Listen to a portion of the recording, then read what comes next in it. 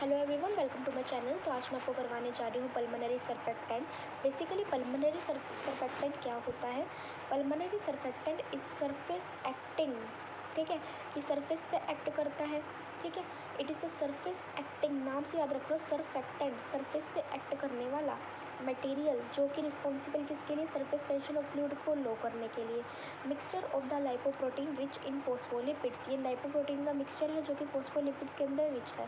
Principal surface tension जो lowering agent है, हमारे पास ना सरफेस टेंशन को लोअर करने के लिए ना एक एजेंट है जो कि principal surface tension lowering agent कहलाता है, जिसका नाम है डीपीपीसी और डीपीएल। अब डीपीपीसी की फुल फॉर्म क्या है? Di palmitoyl phosphatidyl choline, and DPL की डाई पाल्मिटोल लेसिथिन, ठीक है बेटा। तो ये समझ में आ गया। तो सरफेस एक्टिंग मटेरियल जो कि सरफेस टेंशन को लो कर रहा है, और जो मिक्सचर है लाइपोप्रोटीन और phospholipid, lipoprotein rich in phospholipids का principal surface tension lowering agent is the DPPC and the DPL, जिसकी फुल फॉर्म मैं आपको बता चुकी हूँ। फिर एल्वेओलर सरफेस टेंशन की अगर मैं बात करूँ तो वो इनडायरेक्टली प्रोपोर्शनल वो इन्वर्सली प्रोपोर्शनल किसके है बेटा? इन्वर्सली किसके प्रोपोर्शनल है बेटा? Concentration of the phospholipids in surfactant. अगर मेरे पास फॉस्फोलिपिड की कंसनट्रेशन सरफेक्टेंट में बढ़ती है तो मेरे पास एल्वेओलर की सरफेस टेंशन कम हो जाएगी। अगर मेरे पास कंसनट्रेशन ऑफ द फॉस्फोलिपिड की सरफेक्टेंट के अंदर कम होती है कंसनट्रेशन, तो क्या हो जाएगा? एल्वेओलर सरफेस टेंशन बढ़ जाएगा। So now let's discuss about the sources. तो ये किसमें सिंथेसाइज होता है पल्मोनरी सरफेक्टेंट? ये मेरे पास टाइप 2 न्यूमोसाइट्स के अंदर सिंथेसाइज होता है। किसमें? टाइप 2 न्यूमोसाइट्स के अंदर। अब बेसिकली दो तरह के सेल्स मुझे एल्वेओलर एपिथेलियम में देखने को मिलेंगे। देखो, एक तो एल्वेओलर टाइप 2 सेल्स बेटा, जिसको हम लोग टाइप 2 न्यूमोसाइट्स बोलते हैं, ठीक है। तो मेरे पास क्या बोल रहे थे, सोर्स क्या है, ये कहाँ पे सिंथेसाइज होता है? पल्मोनरी सरफेक्टेंट हमारा टाइप 2 न्यूमोसाइट्स के अंदर। और दो तरह के सेल्स हमें एल्वेओलर एपिथेलियम में देखने को मिलते हैं, एल्वेओलर टाइप 1 सेल एंड इस एल्वेओलर टाइप 2 सेल्स और टाइप 1 सेल। अब मेरी बात सुनो, टाइप 2 वाला बेसिकली टाइप 2 न्यूमोसाइट कहलाता है। और अगर टाइप 1 टाइप 2 के अंदर मैं रेशियो देख लूँ तो बहुत ही लिटल आती है रेशियो। टाइप 1 वाले सेल्स जो होते हैं वो 2/3 है हमारे पास सरफेस एरिया का, और टाइप 2 वाले जो होते हैं वो मेटाबॉलिकली ज़्यादा एक्टिव है, तो उसके पास ज़्यादा नंबर ऑफ माइटोकॉन्ड्रिया हो जाएगा। अगर ज़्यादा नंबर ऑफ माइटोकॉन्ड्रिया तो कुछ स्पेशल फीचर आएगा, जिसका मतलब इलेक्ट्रॉन डेंस लेमिनार प्रेजेंट होगा यहाँ पे। इंक्लूजन बॉडीज मतलब store surfactant in type 2 sales के अंदर स्टोन सरफेक्टेंट देखने को मिलेगा। अब सिंथेसिस एंड सिक्रेशन की बात करें, palmitate choline and the glucose. Palmitate choline and the glucose क्या होता है? सबस्ट्रेट का मॉलिक्यूल है। फिर हम बात करते हैं किसकी? ये जो हमारे पास लेमिनर बॉडीज़ है ना बेटा, ये जो लेमिनर बॉडीज़ है, रिलीज लेमिनर बॉडीज़ जो है मटेरियल्स कन्वर्ट किस में कर जाते हैं? यहाँ पे ट्यूबुलर माइलिन में, जो कि एक सरफेस सरफेक्टेंट की फिल्म बनाता है एल्वेओलर के सरफेस पे। तो आई होप ये फर्स्ट पेज तो क्लियर हो गया होगा। पल्मोनरी सरफेक्टेंट क्या होता है दोबारा बताऊँ? इट इज़ सरफेस एक्टिंग, मतलब अभी पढ़ा है हमारे पास काफ़ी कंसेप्ट, बट मैं इसको रिवाइज फर्स्ट पेज को दोबारा करा रही हूँ। सरफेस एक्टिंग है मटेरियल जो कि सरफेस टेंशन को लो करेगा। सरफेस टेंशन जो होगी हमारे पास, ये पहले पता मिक्सचर किसका है? Lipoprotein rich in phospholipid. Surface tension का लोअरिंग एजेंट का principal surface tension lowering agent कौन सा है? डीपीपीसी और डीपीएल, यानी कि di palmitoyl phosphatidyl choline and the di palmitoyl lecithin. फिर alveolar surface tension concentration of phospholipid के इनवर्सली प्रोपोर्शनल है। सरफेस सोर्स कौन सा है? सोर्स हमारा टाइप 2 न्यूमोसाइट्स है, जहाँ पे सिंथेसाइज होता है। दो तरह के सेल्स होते हैं एल्वेओलर एपिथेलियम में, टाइप 2 सेल्स हमें टाइप 2 न्यूमोसाइट्स बोलते हैं। रेशियो जो होती है बहुत ज़्यादा लिटल होती है टाइप 1 टाइप 2 के अंदर। टाइप 1 जो होते हैं वो फॉर्म करते हैं 2/3 of the एल्वेओलर area, and type 2 वाले जो होते हैं वो मोर मेटाबॉलिकली एक्टिव है, उसके पास more number of the mitochondria है, ठीक है। स्पेशल फीचर क्या है? Electron dense laminar body present है, इंक्लूजन बॉडीज़ है यहाँ पे, मतलब store surfactant in type 2 cells. Synthesis की बात करें तो क्या है कि पाल्मिटेट कोलिन, और एक और चीज़ जो हमारे पास सबस्ट्रेट मॉलिक्यूल है ग्लूकोज पाल्मिटेट और कोलिन हमारे पास क्या है? हमारे पास सबस्ट्रेट के मॉलिक्यूल है। और रिलीज लेमिनर बॉडीज़ के अंदर क्या होगा? सबसे पहले मटेरियल कन्वर्ट कर जाएंगे किसके अंदर? मटेरियल किस में कन्वर्ट कर जाएंगे बेटा? ट्यूबुलर माइलिन में, जो कि फॉर्म करेगा फिल्म ऑफ सरफेक्टेंट किसके सरफेस पे? एल्वेओलर के सरफेस पे। अब देखो स्टेप्स ऑफ सिक्रीशन क्या है। बेसिकली सबस्ट्रेट का जो मॉलिक्यूल है, यानी कि पाल्मिटेट कोलिन ग्लूकोज, ये सारे के सारे उठाए जाएंगे फ्रॉम ब्लड से उठाए जाएंगे बाय द टाइप 2 न्यूमोसाइट्स, ठीक है। अब क्या करेगा? सबस्ट्रेट का मॉलिक्यूल हो गया, और मैंने आपको बताया सबस्ट्रेट का मॉलिक्यूल कंपोजिट है पाल्मिटेट कोलिन एंड ग्लूकोज। ये सारे के सारे पिकटअप किससे हुए?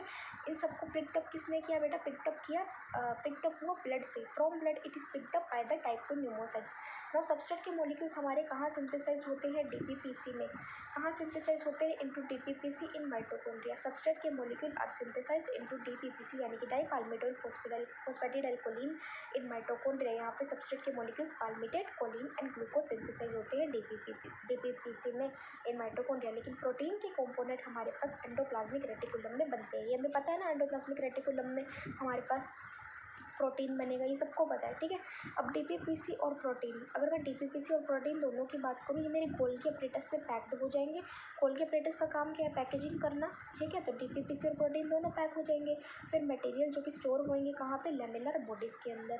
और लेमिलर बॉडीज़ में मटेरियल जो स्टोर होगा वो lamellar bodies from type two pneumocyte are discharge towards the surface of alveolar epithelium by exocytosis. देखो एक्सोसाइटोसिस एक प्रोसेस है जहाँ से लेमिलर बॉडी हमारे एल्वेओलर एपिथेलियम के सर्फेस तक आ जाएगा, डिस्चार्ज हो जाएगा लेमिलर बॉडी, वो भी किससे, टाइप टू न्यूमोसाइट से डिस्चार्ज कर जाएगा लेमिलर बॉडीज़ कहाँ पे, एल्वेओलर एपिथेलियम के सर्फेस तक। फिर उसके बाद क्या, लेमिलर बॉडीज़ जो होती है मटेरियल वो कन्वर्ट करता है कहाँ पे, ट्यूबुलर माइलिन में। ट्यूबुलर माइलिन हमें पता है एक फॉस्फोलिपिड की फिल्म बना देगी एल्वेओलर एपिथेलियम सरफेस पे। तो ये हमारे पास स्टेप्स ऑफ सिक्रीशन है। सबसे पहले हमारे पास क्या है, पाल्मिटेट आया, कोलिन आया और ग्लूकोज आया जो सब्सट्रेट के मॉलिक्यूल है। ये सारे के सारे क्या किए, सब्सट्रेट के मॉलिक्यूल पिकअप हुए ब्लड से by the type two pneumocyte. Substrate के मॉलिक्यूल सिंथेसाइज कहाँ हुए, डीपीपीसी में in mitochondria and proteins components हमारा एंडोप्लाज्मिक रेटिकुलम में बना। और दोनों डीपीपीसी और प्रोटीन दोनों पैक्ड हो गए इन द गोल्गी अपरेटस। फिर उसके बाद लेमिलर बॉडीज़ के अंदर गई, लेमिलर बॉडीज़ में स्टोर हुए material. Lamellar bodies from the type two pneumocytes discharge करेंगे toward the surface of the alveolar epithelium by exocytosis.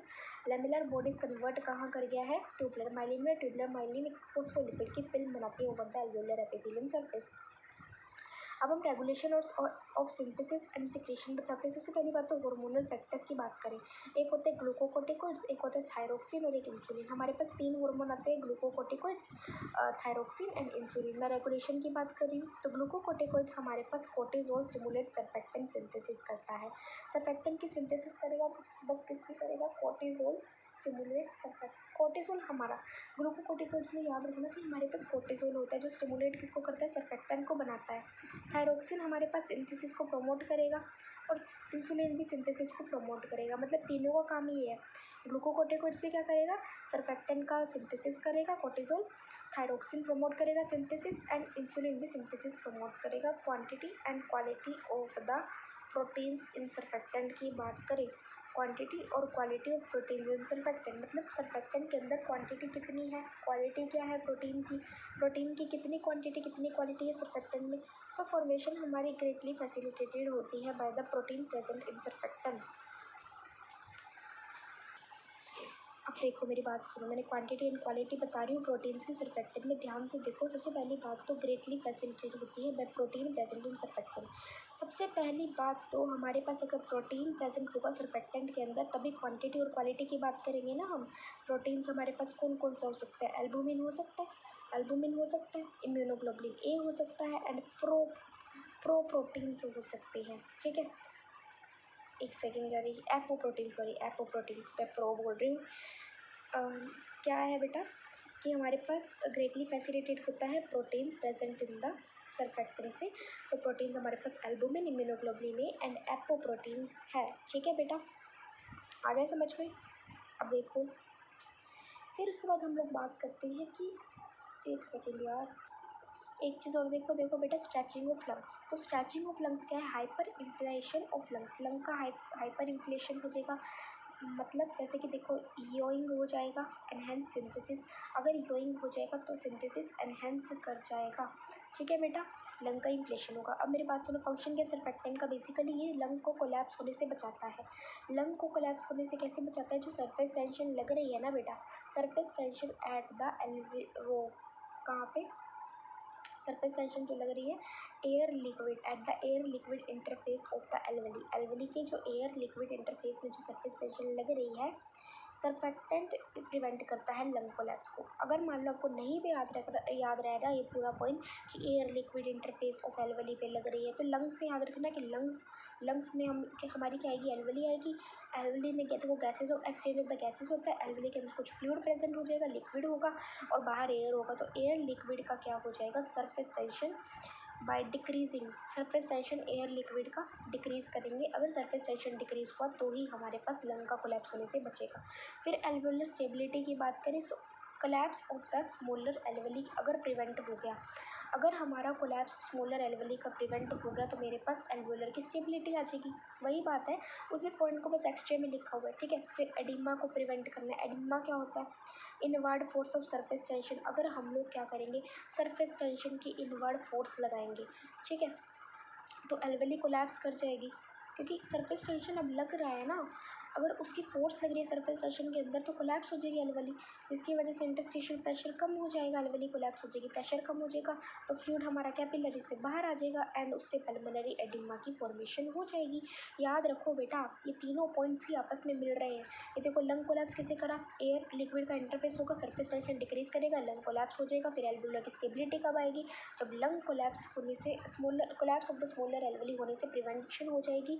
फिर उसके बाद क्या आ जाएगा, एडिमा प्रिवेंट होगा, यानी कि मान लो जैसे मेरे पास सरफेस टेंशन जो है वो बढ़ गया, इनवर्ड फोर्स सरफेस टेंशन की लगी तो मेरे पास जो एल्वेली है वो कोलैप्स, बेटा अब की बार क्या हुआ, इनवर्ड फोर्स लगी, एल्वेली कोलैप्स कर गया, इंटरस्टिशियल फ्लूइड जो हो गया वो डिक्रीज कर गया, जिसकी वजह से फ्लूइड कैपिलरीज के बाहर पुल आउट हो गया and leads to the pulmonary oedema formation. Now surfactant reduces surface force and thus prevents pulmonary oedema formation.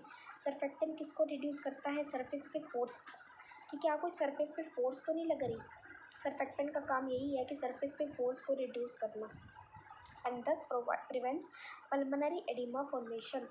मतलब देखो, ये फोर्स जो लग रही थी जिसकी वजह से पल्मोनरी एडिमा हो रहा था, सर्फेक्टेंट इस पल्मोनरी एडिमा को नहीं करवाएगा, प्रिवेंट करेगा पल्मोनरी एडिमा को। कैसे करेगा? फोर्स को डिक्रीज करके, ठीक है। अब ऑन वर्क ऑफ ब्रीदिंग, तो वर्क ऑफ ब्रीदिंग मेरे पास डिक्रीज कैसे होगा? अगर वर्क ऑफ ब्रीदिंग डिक्रीज कर गया तो ब्रीदिंग मेरी इजी हो जाएगी, क्योंकि मान लो मुझे वर्क नहीं करना पड़ रहा, वर्क ऑफ ब्रीदिंग नहीं हो रहा, कुछ ब्रीदिंग के लिए वर्क नहीं करना पड़ा तो ब्रीदिंग इजी है भाई। इम्यूनिटी की बात करें तो इम्यूनिटी में हमारे पास क्या है, IgA और एपोप्रोटीन है जो हमें इम्यूनिटी प्रोवाइड करता है, ठीक है, by acing of the edge the opsonisation. ये इतना लिखने की जरूरत नहीं है, बस इतना लिख दो कि IgA और एपोप्रोटीन हमें इम्यूनिटी प्रोवाइड करते हैं और वो भी इनेट वाली, ठीक है। इनेट मतलब जो बर्थ से प्रेजेंट होती है, प्रेजेंट सिंस बर्थ, वो वाली इम्यूनिटी प्रोवाइड करता है। फिर आप क्लिनिकल लिखो, इसकी क्लिनिकल देखो, क्लिनिकल और अप्लाइड फिजियोलॉजी एक ही बात होती है, पहले बता दूँ। अगर अप्लाइड फिजियो पूछा हो तो भी क्लिनिकली ही लिखना होता है। So infant respiratory distress syndrome and highly membrane disease. तो सर्फेक्टेंट हेल्प करता है लंग के इन्फ्लेशन में। अगर लंग का इन्फ्लेशन होगा तो कोलैप्स होने से बच जाएगा। In case of pre mature infants, देखो प्री मैच्योर इन्फेंट्स में क्या होता है कि अभी वो मैच्योर नहीं हुआ, ऐसा वाला इन्फेंट जिसमें लैक ऑफ सर्फेक्टेंट सिंथेसिस ही नहीं होता, लंग एक्सपेंशन बिकम डिफिकल्ट। अगर सर्फेक्टेंट सिंथेसिस नहीं होगा तो लंग कोलैप्स ही रहेगा ना, एक्सपैंड तो नहीं कर पाएगा, तो एक्सपैंड वाला डिफिकल्ट हो जाएगा, जिसकी वजह से breathing extremely labored becomes extremely labored due to high surface tension and becomes difficult to inflate lung, ठीक है। ट्रीटमेंट क्या है? फोस्फोलिपिड का इनहेलेशन से एडमिनिस्ट्रेशन करो, इनहेल करो फोस्फोलिपिड को, इनहेलेशन करो सिंथेटिक सर्फेक्टेंट को एंड ग्लूकोकोर्टिकोइड थेरेपी करो, ठीक है। ये क्लिनिकल आ गई इन्फेंट रेस्पिरेटरी डिस्ट्रेस सिंड्रोम या हाईली मेम्ब्रेन डिसीज, कुछ भी पूछा जा सकता है। या फिर अगर देखो हर क्वेश्चन में अगर अप्लाइड लिख के आओगे ना तो बहुत अच्छे मार्क्स मिलेंगे बेटा, ठीक है। सो इस वीडियो के लिए इतना ही, पल्मोनरी सर्फेक्टेंट इतना ही था। Thank you so much for watching.